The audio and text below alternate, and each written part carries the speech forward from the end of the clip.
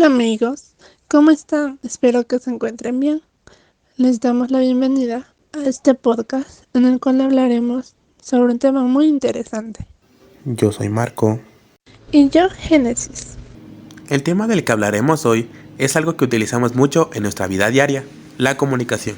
Como todos sabemos, la comunicación hoy en día es muy importante, ya que si no podemos comunicarnos con las demás personas, no podremos conocer nuestras necesidades o saber las necesidades de los demás. La comunicación ha estado presente en la vida de los seres humanos desde tiempos inmemorables. Así es, y es de vital importancia para nuestra vida en la sociedad. Cuando hablamos con un amigo, cuando pedimos un favor e incluso cuando vemos las noticias, nos estamos comunicando. Así que les haremos una pregunta. ¿Sabemos en realidad todo acerca de la comunicación? La comunicación, como cualquier tema a tratar, contiene varios elementos. Entre ellos tenemos la fuente o el emisor, desde donde se genera el mensaje hacia los oyentes o receptores. Aunque también debemos tomar en cuenta que hay casos en los que la fuente y el emisor pueden ser dos conceptos diferentes.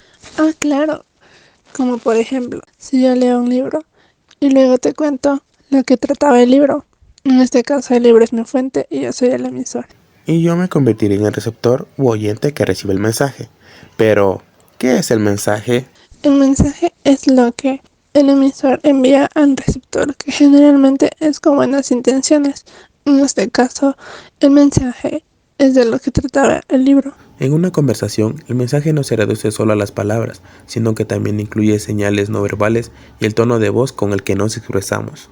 Si te cuento sobre este libro con un tono de voz elevado y muy extensa, el mensaje que te estoy transmitiendo podría interpretarse como que no me gustó el libro o sucedió algo en ese libro que me hizo enojar. Además, debemos saber que dentro del mensaje existen otros tres elementos que lo integran: el código, el contenido y el tratamiento. El código es un conjunto de señales o símbolos que usaremos para transmitir el mensaje, pero esto es sumamente necesario que tanto el emisor como el receptor conozcan y sepan usar el mismo código. Un ejemplo de esto son los idiomas o lenguajes. El contenido es lo que decimos en el mensaje y el tratamiento es la manera o estilo con el que nos expresamos con el objetivo de facilitar la comprensión del mensaje. Esto debido a que si se usa un lenguaje inapropiado, nuestro mensaje puede ser malinterpretado por el receptor. En la comunicación también se utiliza el canal que se refiere al medio o a la vía que se transmite el mensaje del emisor al receptor, el cual puede ser físico o tecnológico. Un libro, periódico, televisión, llamadas o correos electrónicos son canales de comunicación. Y existen muchísimos más, especialmente hoy en día con el internet y las redes sociales, cada vez se crean más y mejores canales de comunicación. Y la retroalimentación es la manera en la que tú reaccionarías al mensaje que recibiste, que podría ser verbal o no verbal. La retroalimentación no verbal, cuando se está hablando cara a cara, se da de manera directa e inmediata y en gran cantidad. Y puede llegar a haber retroalimentación posterior, que ocurre cuando se obtiene una respuesta por parte del receptor después del acto comunicativo. El receptor podría utilizar diversos medios, como mensajes o llamadas. Como último elemento tenemos el ruido. Es lo que impide que el mensaje llegue de manera adecuada al receptor. Por ejemplo, durante una llamada suele haber interferencias o se intercorta la llamada. Eso haría que el mensaje no pueda ser recibido adecuadamente, causando malos entendidos o que el mensaje ni siquiera sea entregado al receptor.